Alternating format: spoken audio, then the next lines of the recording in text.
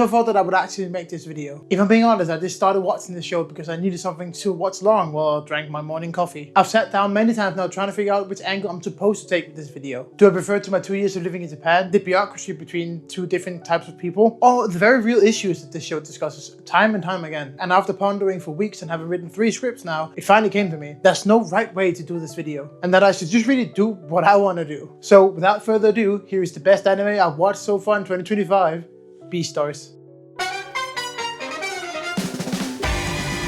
We follow Regoshi, a sweet, anxious and overthinking wolf in a high school who likes to keep to himself, an outcast who really doesn't want to hurt anyone just by pure nature. One day while guarding the drama club, his instincts take over, and he jumps on a rabbit he spots in the distance. In an almost hugging-like position, we see the scared face of the rabbit who goes under the name Haru, and the killer-like red eyes of Regoshi. Waiting for the kill to happen, my heart stopped. But luckily, the entire event got interrupted by another member of the drama club, and Haru runs away to safety. This is how Beastars starts. Instincts taking over, Regoshi's body moving without his consent. The one mistake he will now have to spend his entire life trying to make up for. He regrets his actions almost immediately, and wakes up the next day just trying to put it behind him. Until he's confronted with Haru once again, the very next day, while trying to get flowers for a play. Being the shy and timid wolf he is, along with him regretting the night prior, he panics and waits for her to say something. But she doesn't, and instead takes him in with open arms. Maybe a bit too open, actually. This one specific theme of Beastars kept me up multiple nights.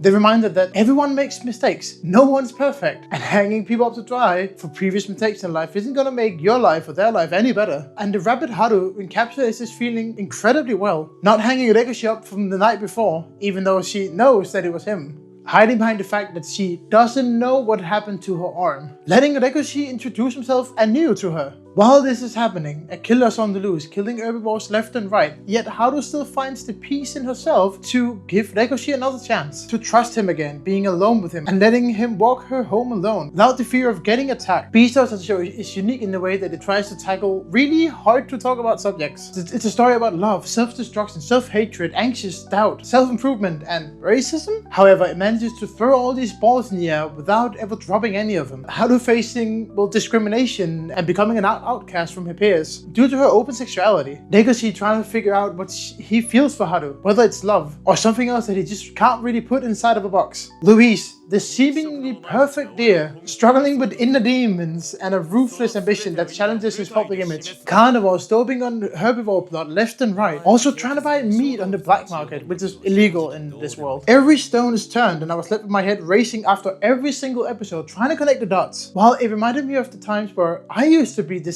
anxious person, or met this self-destructive behavior girl who saw it easier to sleep around than actually get close to people. Something that Haru does time and time again. Wanting to get close to Regoshi, but at some point getting scared, and in the spur of the moment, destroying everything, or, well, pushing him away.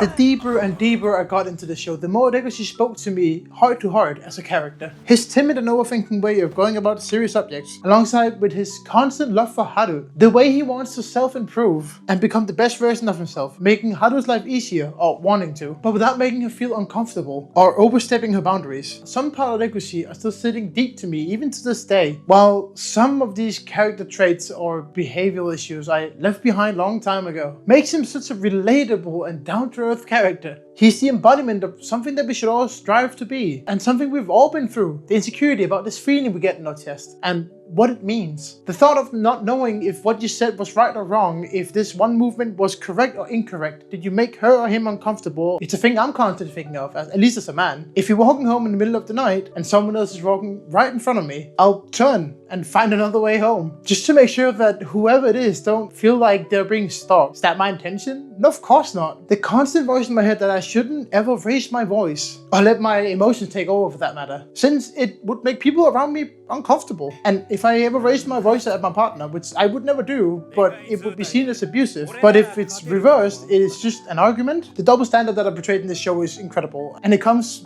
well, from both sides. The man side that I just talked about, but also Haru just being excluded from, well, all her peers just because of her hypersexuality. Sleeping with people left and right and being bullied relentlessly because of it. Yet, if she was a male rabbit, she would get praised to the sky. Beastars does an incredible job of assembling all these complicated feelings and displaying them for everyone to see. Regoshi being scared of saying anything to everyone. Making sure that he doesn't make Haru uncomfortable while they're just sitting and eating lunch. Always sitting down at Haru's eye level to make sure that she doesn't feel scared or overwhelmed or intimidated by his presence. Yet, if Haru is ever in any danger, he will drop any rhyme or reason to save her, even if it puts his own life in jeopardy. This is what true love really is. Compromising, sacrificing yourself time and time again for the better of another person. They want to change and push down these bad behaviors that you've picked up along the way for the sake of the person you love. This is my takeaway from Beastars, and if you haven't seen it yet, I would go on Netflix right now and start season 1. Thank you guys so much for watching. Remember to like, comment, and subscribe. Oh, and also, fuck you know.